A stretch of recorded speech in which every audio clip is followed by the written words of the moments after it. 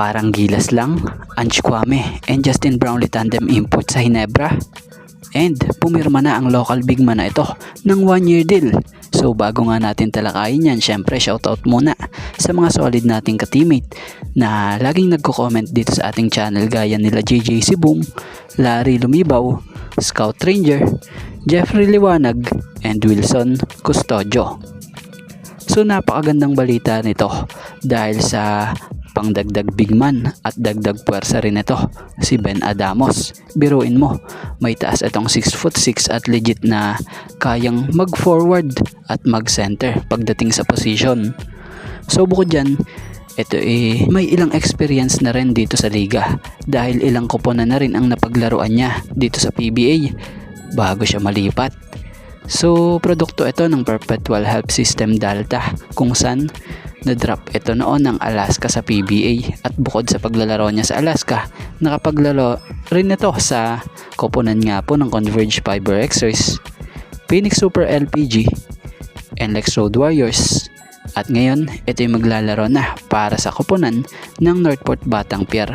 So sa latest report, pumirma at pinapirma na si Ben Adamos ng kontrata ng Northport. Batay sa update ni Basketball Zone Credit po, 1-year contract extension ang pinirmahan nito.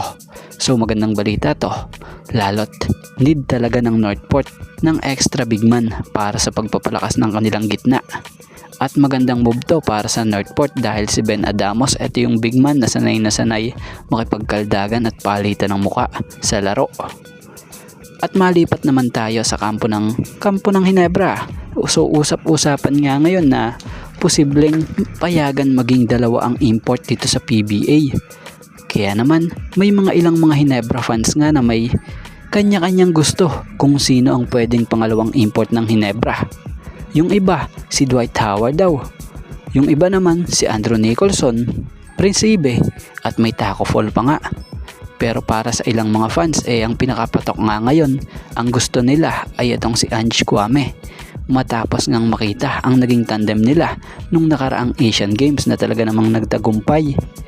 Si Ange Kwame nga kasi yung player na may depensa at hustle at talaga namang napaka-coachable din na player. So si Coach Tim Cone ito lang yung nakita nating coach na nakapagpalabas ng potensyal nitong si Kwame. Kasi nung panahong naglaro pa ito kasama ang Rain or Shine, nakatanggap nga rin ito ng mga puna sa ibang mga fans. Pero with Coach Tim Cone talaga namang mas naging maganda yung nilaro niya kasama si Justin Brownlee. So para sa opinion natin may point din naman ang ilang Hinebra fans dahil may chemistry na sila sa laro. Kung titingnan nyo naman, yung Kwame maaaring maging malaking tulong to kay Sistand as kapalitan bilang center. At kay Japet, magagampanan nga nito yung totoong position niya na power forward. So pwede pa nga silang magkasabay kung sakali. Biruin mo, pag nangyari yan, may height na ang Hinebra.